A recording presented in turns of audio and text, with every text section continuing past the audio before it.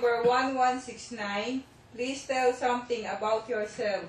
I'm Leia S. Cagiat, 33 years old, married with one son. He is presently 1 year old and 1 month. We are 6 in the family, 1 brother and 4 sisters. What is your educational attainment? I finished my studies at STI with a course of computer programming. Have you been to any country before as OFW? Yes, in Taiwan.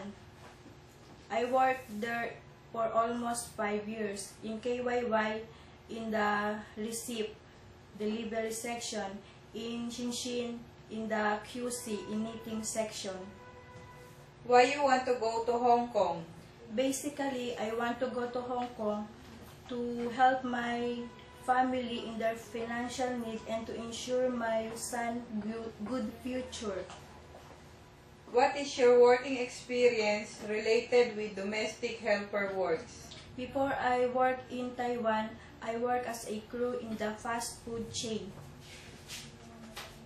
What is your everyday household works from morning up to night time? My everyday household from morning to night time is when I woke up, I'll get a bath and then I'll go to our house and cleaning it, and then cooking breakfast. Then cooking breakfast, I'll make sure that my baby will take a bath before I go to market to cook for the lunch, then washing dishes, and then in the afternoon washing clothes, and then washing dishes again, and then cooking for dinner. What is your experience in taking care of old person? Tell all the details about your knowledge in taking care of old person. I had an experience of taking care of an old person through my mother-in-law. She has a stomach cancer. Because of her illness, she is almost bedridden. So I'll take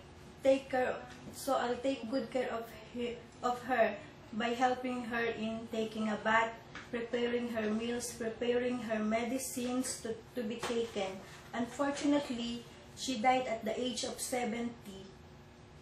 What is your experience in taking care of newly born babies and children? I had an experience of taking good care of my newly born baby because through my son.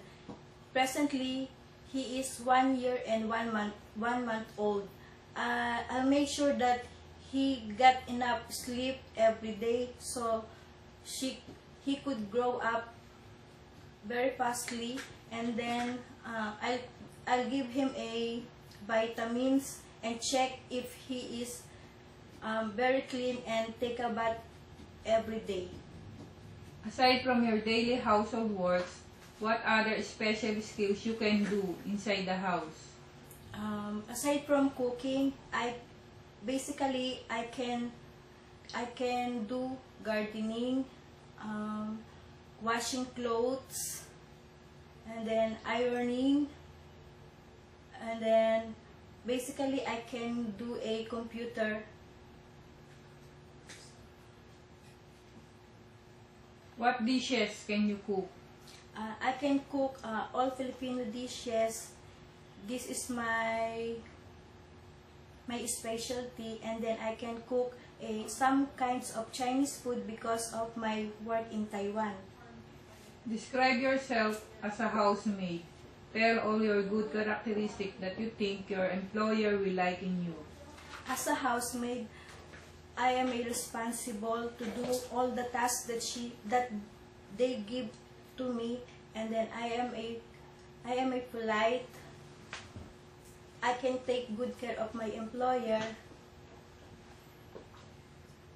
During misunderstanding with your employer, what do you do? During misunderstanding with my employer, I ensure that I can communicate to them what's the matter of misunderstanding? If I am wrong, I will say sorry to them so that me and my employer will be okay. Describe your relationship with your past and your present employer. How did they treat you? In my past employer, my relationship to them is harmoniously. They treat me like a close friend. Define what is a good domestic helper for you. For me, a good domestic helper is a responsible to all tasks that they given to them to make sure that their employer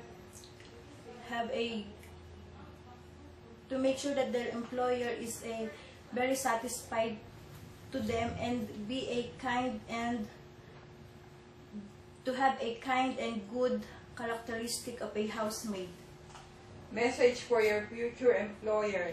Tell all the things you can offer to them once they hire you. Sir, Madam, if you will choose me as your domestic helper, I will probably say to you that all the duties that you've given to me, I will do my very best to do it as best as I can. And sir, I will take good care of my employer. This job is very important to me and to my family. So I will assure you that if you choose me, I will be a better housemaid to you. I promise that I finish my contract with 2 years or more. Thank you very much.